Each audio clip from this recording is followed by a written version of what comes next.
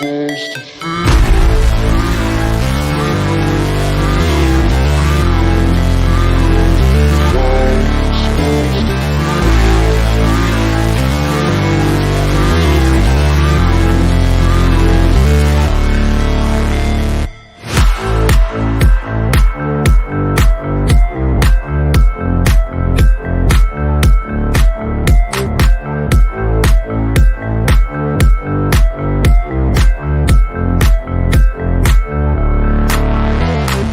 yo, yo. Welcome to the NS9 Postgame Show. I'm your host, Anthony DiNardo. With me, we got Dougie Fresh.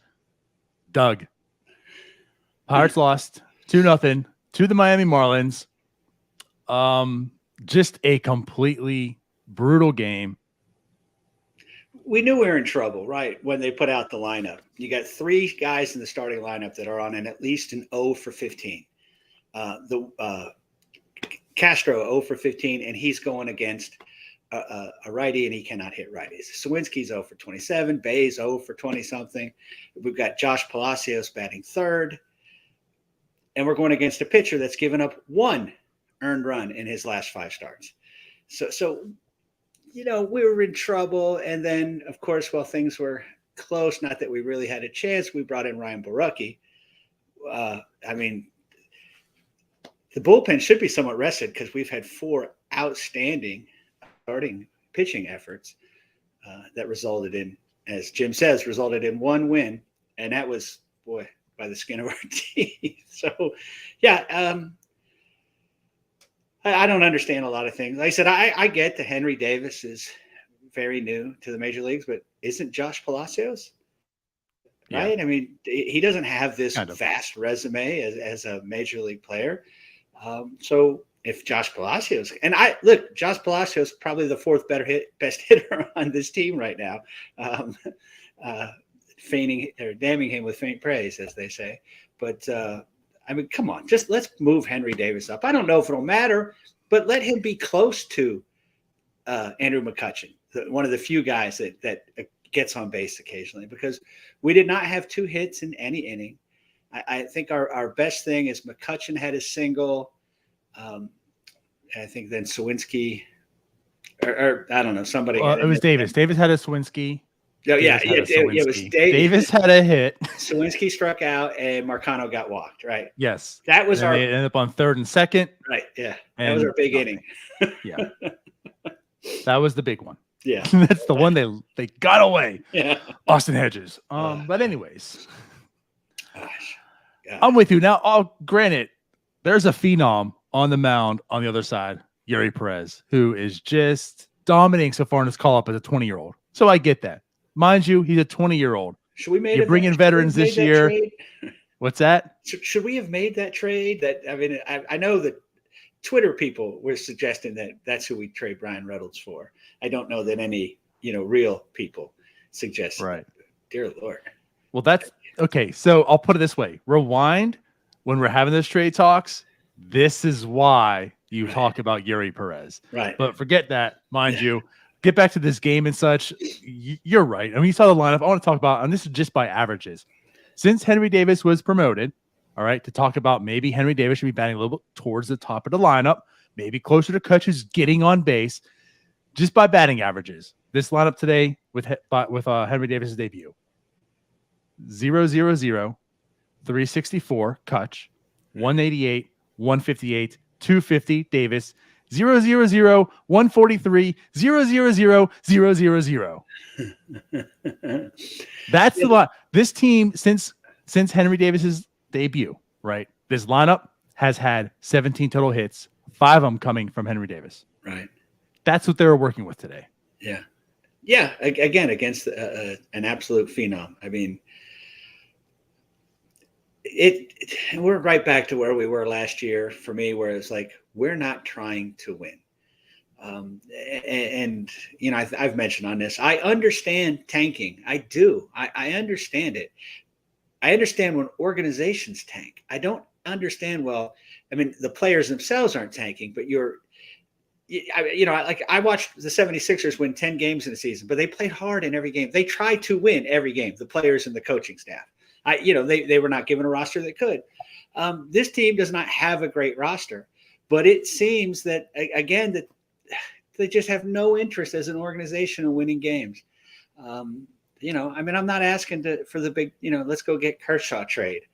I'm just asking for you to play the best players on your roster in the best positions for them to play. It makes no sense that right now, dear Lord, Henry Davis should be batting behind Kutch. I don't care if that's second. I don't care if it's third. I don't care if it's fourth. But those are two guys that we could maybe get 2 hits in a row, maybe a walk and a hit, right? Something. And then I was going to say it might not be 2 hits, but Kutch is what Jim's one tweeting out. Is it 8? He's gone on base 8 times in the last 10 plate appearances. Yeah, that's what Kutch is doing. That's what he does. He's having his best year since 2015. I still can't get over it. And I can't believe that the Pirates organization, they just haven't beat it out of him. Like, oh, listen, buddy, you're the only one. Take it easy. Save some for next year because, yeah. I'm kind of refraining from just going off right now. Also, Doug, just so you know. But you have a lot of energy. You have a lot of energy. Just like I tweeted today too, and I want to say this on the broadcast. Had Kutch not called Bob Nutting and told his GM to actually make a right move, where would this lineup be today? We're talking about this lineup of just Kutch and Henry Davis. If there was no Kutch on this team, are we looking at possibly the worst lineup construction in this entire rebuild? 4 years in.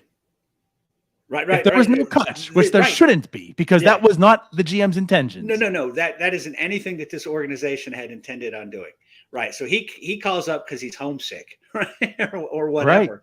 Right. And clearly he knew what he was talking about. He knew, look, I'll be better. I'll feel better. I play better in that state. Whatever it is, he has turned back the clock. The bat speed is still fantastic. The eye is still elite. The on base percentage, his speed is still good. We've got this terrific player, and we're just wasting this season, and not to mention wasting some really good starting pitching.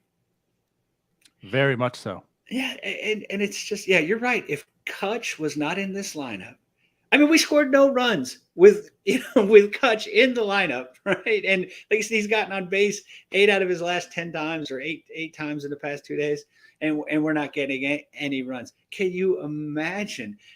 We've probably been no hit 3 times in this series, right? Kutch is the only thing. This series alone. This series alone, right? Yeah, man, unbelievable. Yeah. I'm with you. Kutch today, 2 for 4. Now we're talking about the lineup, the offense. There was 5 hits in total, 2 coming from Kutch. Palacios did have a hit as well in the first inning there. Davis had a hit also, and then Marcano had a hit. That was the offense. 1 walk, which is the Marcano one we talked about, the biggest inning of the day. When Davis got his hit, Marcano got a walk. The big inning right there, 12 strikeouts. This offense just looks pathetic. Again, Yuri Perez, good pitcher. I get it. He is young, but he's a phenom. He pitched well today. This offense, though, just has no desire to do anything. Honestly, there's just a terrible approach all around. Outside of Andrew McCutcheon and Henry Davis, I mean, we talk about them too because performance-wise, but like talking about them too as well, just the mentality. Right. Those two are dogs, and they're going up there. They're going up there. They like, I don't care. Throw me your best stuff. I'm going to turn back around. Nobody else seems to care. Everybody else looks like a kid in Little League that, that's the one he's sticking right field. That he can't hit, he can't field, and he's afraid to swing the bat, and he's only there because his dad's making him play. And, and he just watches 3 go by every time. That's what our lineup looks like, except for I don't want to put Santana still has some. He's not getting great results, but he still is competing up there. I feel like that's fair. Marcano and even like Palacios. I know we're all upset, and I am too, that Palacios is batting third.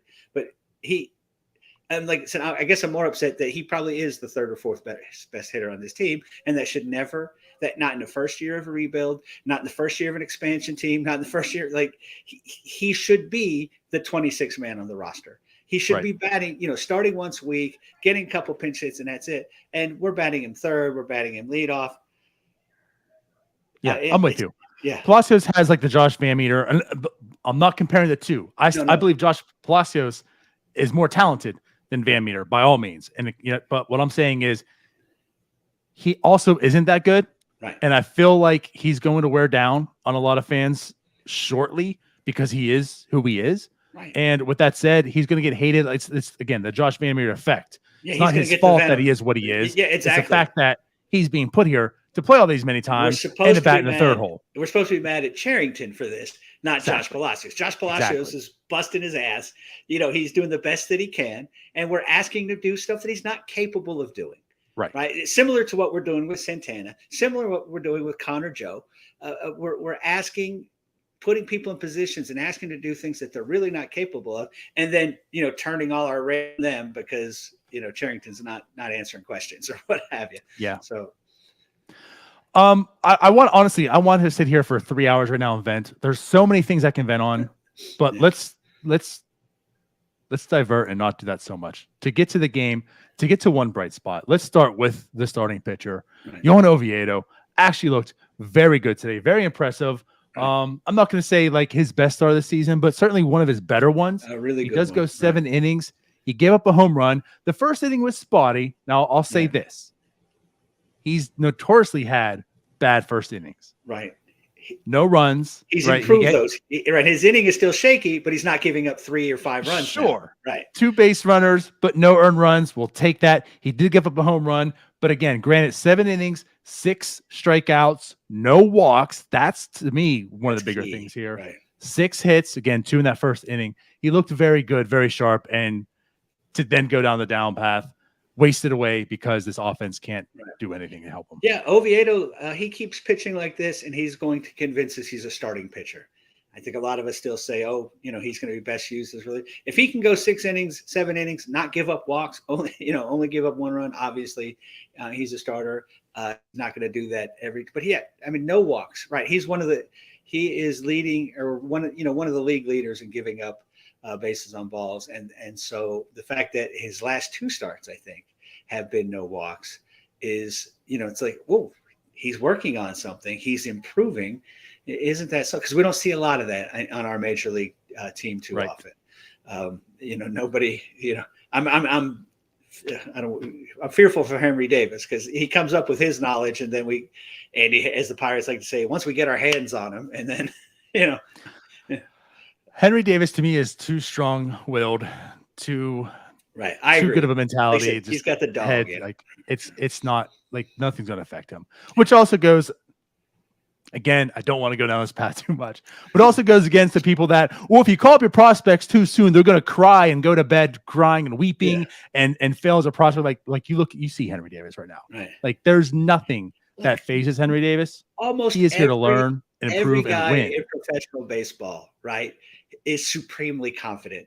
You don't get this far in professional baseball, even at the lower levels, without being the best kid on your high school team or the best kid on your college team, and you've got some confidence. Now, again, things get tough, and you're going to start, but it's not. Most guys do not come up here, go 2 for 21, get sent back down, and then are done forever. That's normally not what happens, right? They learn, they adjust, they play as to what their ceiling is, or at least to their floor.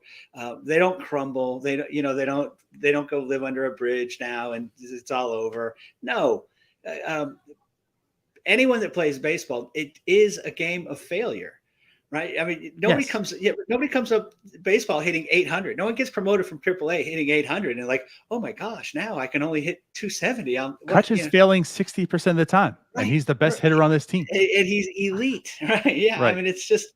It's just so funny to me how, it's too early. If it's too early, we'll send him back down. And he, I've seen a lot of great players come up and be sent down. Mind you, Doug, it's not too early. Yeah, it's not. I've seen 7 games from Henry Davis. It's not too early. Yeah. He looks.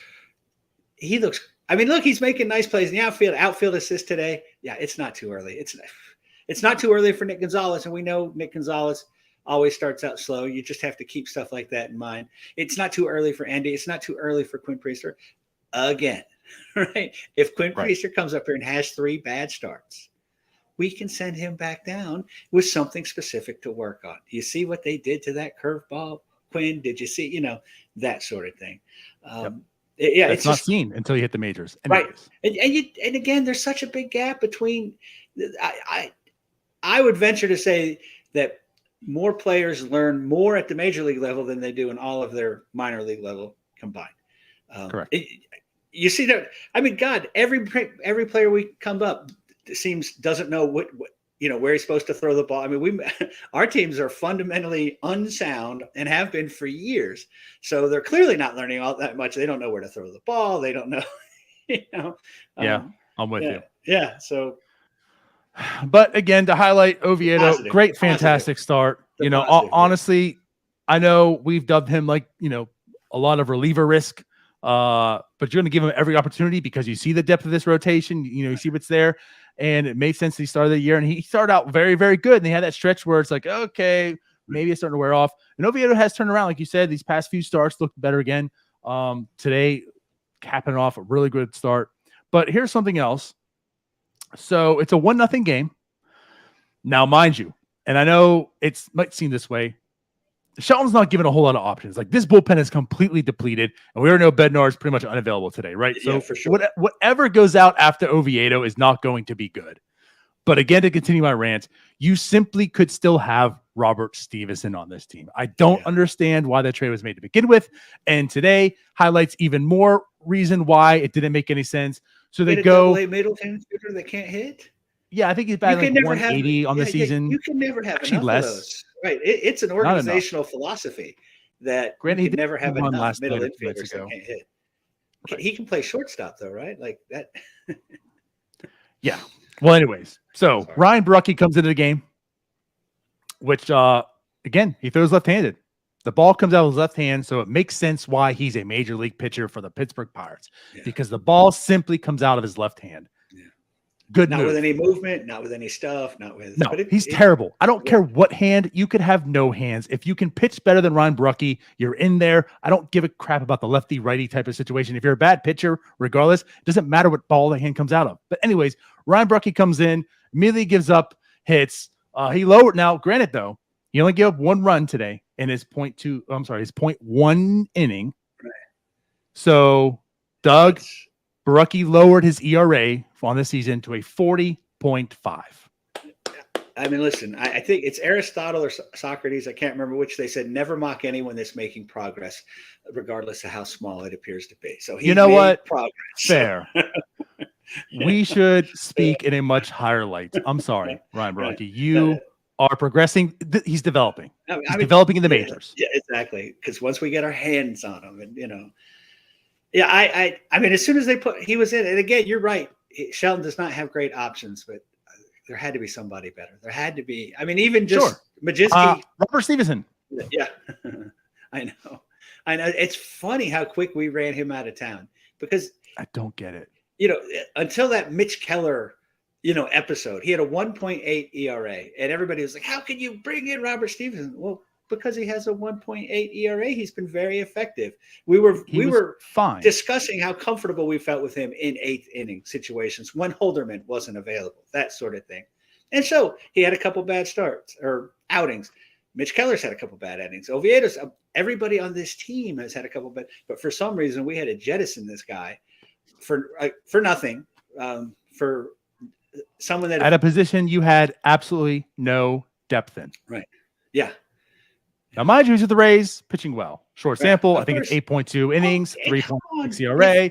But, this team can't use that. Yeah, if in some alternate universe I become a GM tomorrow, if the Rays called me and say, hey, I want that struggling relief pitcher, I'm just hanging up the phone and saying, okay, they see something in him. Let's figure it out. What did they see? What are they going to do with him? Because obviously they know what they're doing. And we got, a non-hitting player at, at a position that we have 100 guys. It's okay because the Pirates, to bring up some news, the Pirates did make a trade today for a reliever.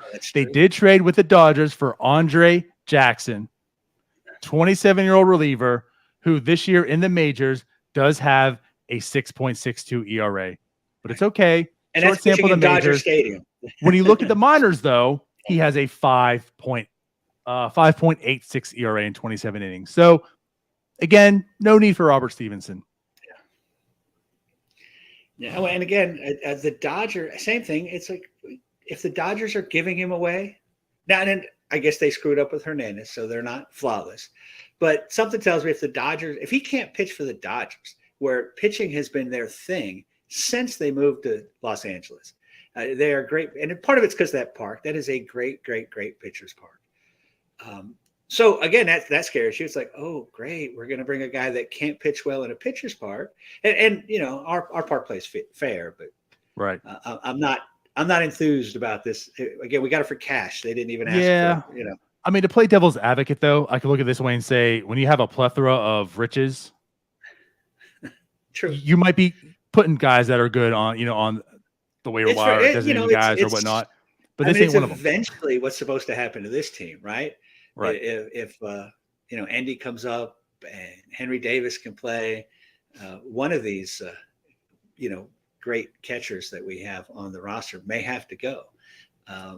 Again, if Pedro and Gonzalez can play and Cruz comes back, how long can we keep the Marcano, Bay, Rodolfo Castro experiences going on?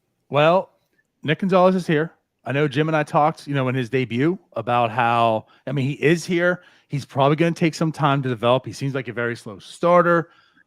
He's showing it so far. Like how we talked to Henry Davis, not too early for him. Right. You could make the argument for Nick Gonzalez, but regardless, there's a need. And right, like Bay is looking terrible. Castro is looking terrible. Marcano's looking terrible. They just DFA'd Matthias because of this deal they had. So like the middle infield, I'm not going to say the depth is gone. Like there's players. Yeah. There's not good quality players. But and there's nobody you want to, they're players, but there's nobody you want to actually play. So yeah, right. Year 4. Year 4. And right. And with the guys that we're hoping, or have been hanging our hopes on for years, Peguero, Gonzalez, I'm not convinced that they're going to, come up and light the world on fire. Sure. Now it's Chang, right? Chang's down at Double-A. Now we're hoping he's the, maybe I say bring Andy up and play him at second base for crying out loud. Playing multiple positions. Let's get to the catcher spot though, just for a touch here. Also, because that's certainly one I want to rant on for quite a bit, and I did on Twitter. And again, to talk to the people who say, well, how can you put so much on Austin Hedges? I know he's performing terrible, but he was brought here to do a certain set of skills. Why not Castro? Why not Bay? Why not Marcano? Like one of these other guys? Well, all things are true, and we just said here too, they are terrible. They're performing terribly. But the difference is there's a player like Henry Davis who's on the major league team right now who catches, who plays that position that you can actually fill in and see positive results for. Like we're talking about, when you look at the middle infielders that they're complaining about, is it Nick Gonzalez? Probably not, but let's try it. Like there's no clear answer for the rest. There's a clear answer now. Henry Davis is performing. He can play. He's your catcher. You spent a #1 overall pick on him. Why are you playing Austin Hedges so much? Austin Hedges today, again, 0 for 2, 2 strikeouts, gets pinch hit for and replaced with Jason DeLay to end the game and such. Right. Austin Hedges has an 18. That's a 1 and an 8. An 18 weighted runs created plus, Doug. That means, do your math, 82% worse than league average. Oh, gosh. Watching you and Roy do math on here. Well, no, a week ago was 27. The beauty, right, of having these, elite kind of hitting, catching prospects. Part of that is like, oh, we can get Hedges and DeLay, out of so many at bats, where then they're fine as a backup defensive kid, like 1 start a week type thing. Because hey, you could put Henry back there, and he's going to get some hits. Now, suddenly you've taken a minus position and turned it with plus. I understand that he has some work to do behind the plate. But I think everybody agrees the way you work on that is getting reps behind the plate. I'm not saying put him out there 5 times, twice a week. Neither am I. Twice a week, right? There you go. But limit Austin Hedges' plate appearances, for crying out loud. I'll give you all the intangibles that he brings. I'll give you the defense that I don't always seem to see, but apparently it's there.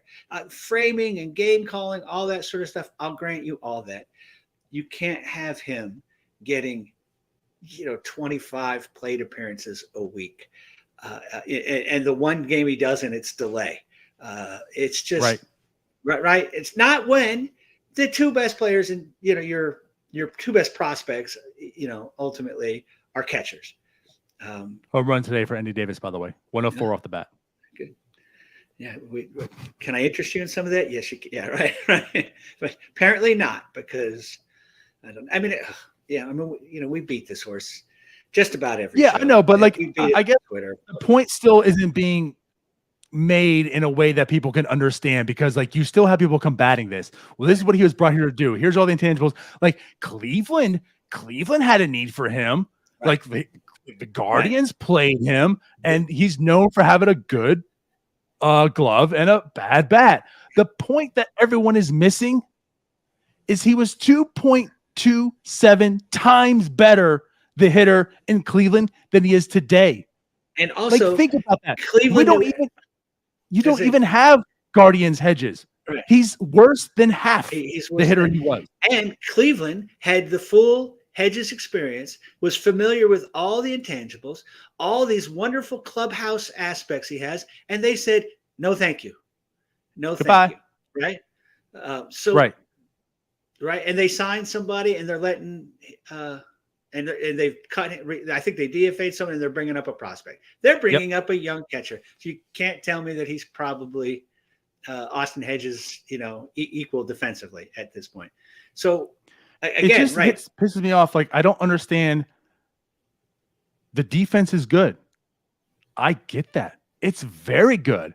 I get that. But something that's really good up here and something that's really bad, actually way down here, it doesn't even out. There's no checks and balances. It's so brutal offensively that it doesn't, his defense doesn't outweigh it. 18 weighted runs created plus. Again, he was a 42. This isn't like getting an A and an F and ending up with a 3-point, or a 2-point grade average, right? This isn't the Malden, hey, light hitters, but good, light hitter, but good glove. Great. We're still referring to people who have a 60 or 70 weighted runs created plus as light hitter. Yeah. He is an 18. This is not a light hitter. You don't just passively dismiss him as a light hitter. He is terrible. Garbage, terrible. Right. And I'm sorry, Austin Hedges, you're probably an awesome person. And I'm sorry I'm talking terribly on you. But again, this is a Charrington thing and a Shelton thing now. He is terrible. Yeah. And again, you could mitigate the terrible and sort of augment the intangibles by reducing his playing time, right? I mean, wouldn't it be great to have Henry Davis go out and catch an inning and then come back and sit down next to Austin Hedges and discuss those stuff? That sounds like a great thing to me. That now you're putting Austin Hedges in a position to succeed, as opposed to this epic, titanic failure of what this is. And again, this is not a team that's scoring runs. If we were averaging 5 runs a game, you could say, all right, we can have that. But we've got 4 other spots in the lineup that are doing, maybe not an 18, but they're working on it. Sawinski's trying to get there. Let me go down this lineup again. Since Henry Davis, 000-364-188-158-250-000-143-000-000. Yes. Tell me all about that lineup if they can hide Austin Hedges. Yeah. Can't afford it. Can't carry him. I mean, the lineup needs help. These pitchers, you've seen this before. These pitchers are just gonna, it's gonna crush their spirit. Poor Beto going out and giving up 2 runs, still doesn't have. He's had 3 nice starts, and hasn't sniffed a win. Maybe Oviedo. So obviously putting the work in, getting no results. It's that's a good point. It's stunning that someone has not been fired. I mean, the assistant hitting coach, somebody. Right. I've been on board with get him out of here. Sure. Get Haynes out of here. Yeah. I've come on board with Marine more. Yeah. I'm okay with Oscar Marine. Haynes has yet to show me anything. Right. And I know in May, April, things were good. And it's like, okay, maybe I'll back off and see what he can do. Maybe he can win me over like Marine has. Right. Certainly has not. Like there has not been one thing that I look at and say, you know what, Andy Haynes, you need to stay. Right. No, again, who's gotten better? It's the same question we asked with Marine, because that was the problem with Marine. None of our pitchers got better. Right. Andrew McCutchen got better. How much do you credit Andy Haynes? Zero. Zero. Absolutely. Right. Right. I don't buy in it for a second. Brian Reynolds worked with him in the offseason, and Brian Reynolds has not been the Brian Reynolds that we're hoping for. Hayes had Brian Hayes can't get better. Yeah. And here's another thing too about that little mini rant on this. So apparently with kind of like with Oscar Marine, I guess I won't say Oscar Marine, I guess in the sense, but regardless, to go with Hayes, and he had that like strong, like 10 games, right? He had the toe tap and such. And it was pretty much spread to us of Haynes has been trying to get Hayes to do this for a while. Hayes wouldn't, came down the rock bottom. Hayes tried it, and now he got better. This is where the Haynes and Marine thing came about, right? With the Mitch Keller stuff. I guess where I'm at too is, why can't these coaches relay their knowledge and get these players to buy into it either? Like, to me, that's also bad. Right. I've thought that since the whole time. It's like, wait a minute, you've been trying to get him to do this even as far as back as last season, and you couldn't. You're the hitting coach, and he has so little confidence in you that he won't take, sort of a minor. Let's say, hey, I'll try it for a week. Right. You know what I'm saying? It took that long to think that Mitch Keller should throw a sinker. This is kind of really, and honestly, like, not even this regime, like a Pirates thing, like going back to Glass now, like all the other pitchers, like, why is it such a thing that the people in the Pirates organization, like, you want to talk about leadership, right? Leadership qualities. How can you not get your own people to buy into your thought process, your mentality, your instruction? That's just terrible leadership. Yeah, exactly. I mean, I remember when the Pirates were getting all this credit for fixing guys. Ray Searage was. Yeah. But if you look at it, you brought AJ Burnett in from Yankee Stadium. Okay. And we shifted more than anybody else shifted at that point. We didn't improve AJ Burnett. We improved his circumstances. His situation improved. He didn't become much different. I think he pitched very similar to as he did as Yankee. Not 300 down right field, 300 down. It's not a home run hitter's paradise. He got out of the American League East and came to the National League Central. He didn't have to face a DH at that time. And we shifted more than anybody else. And even though he didn't like the shift, he benefited from it. Liriano left Minnesota, where he was, and this was before their, I think he was there with but their stadium is a hitter's park. He's in the American League. He's facing the DH, and again, maybe Searage did some tweaks here and there. But I think more than same thing. Ivan Nova comes from Yankee Stadium. I don't think we fixed anybody. We just put them in a better circumstance than they were before. And, at that time we could score a run or two a game. So they didn't have to win the game by themselves. Yeah. Then we get down further into the Huntington thing, and we're trying to make, everybody throw the same pitch. We're not letting strikeout guys be strikeout guys. And, just a one size fits all, that is just terrible, right? Nobody responds the same way to every circumstance. You're not going to let Garrett Cole be a strikeout pitcher. You're not going to let Jamison Tyone class, no. Let's try to get, an out on 3 pitches. How about 3 strikes then, Right. Anyways, let's wrap this up a little bit here. Yeah. But I guess to just talk about the game in its entirety. It was a very winnable game. Pirates lose 2-0. Absolutely zero offense there. Pitching was good outside of Baraki, obviously.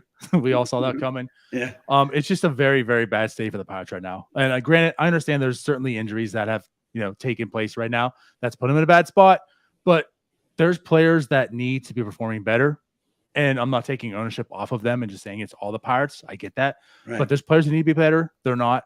there's certainly players that you could foresee being better in the minors that aren't here.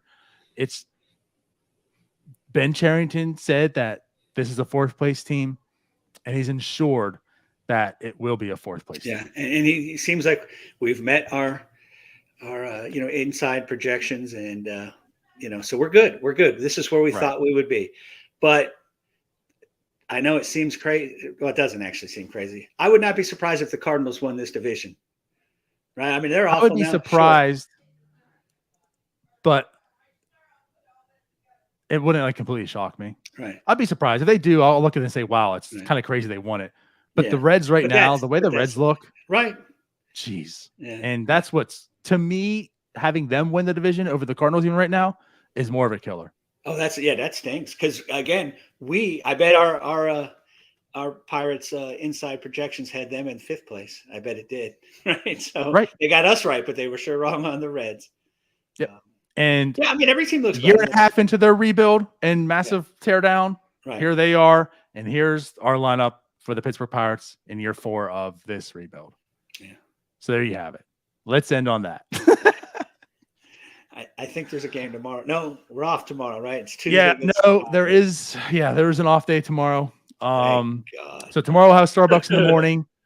What I will say is, and again, to kind of promo this, so we'll have Jim Callis from LB Pipeline talking about the draft preview. We're actually going to have him on tomorrow. That will air on Thursday. So look out for that. But yeah, tomorrow, Starbucks in the morning. We'll have our upcoming series preview, which I'm sure will be very, very fun. So tune into that. Skeens or Cruz? Where are you leaning? I'm not talking about that no, yet. You got to say teaser. There's a teaser. Yeah. Stay tuned. Thursday. Right. But yeah, with that, let's get out of here. Appreciate you, Doug, coming on and talking about this. Appreciate everyone for staying and listening. And I guess you'll, for some reason, be back on Tuesday to listen to that next game. So we'll see you then. Bye-bye. Take it easy, guys. Hey, you all. Thank you for watching. I know we try to provide the most entertaining content that we can, and we'd love to spread it to as many people as possible. So I know it doesn't seem like a lot, but if you could take the 5 seconds to like this video and subscribe to the page, it helps out so much more than you know. Thank you, and let's go Bucks.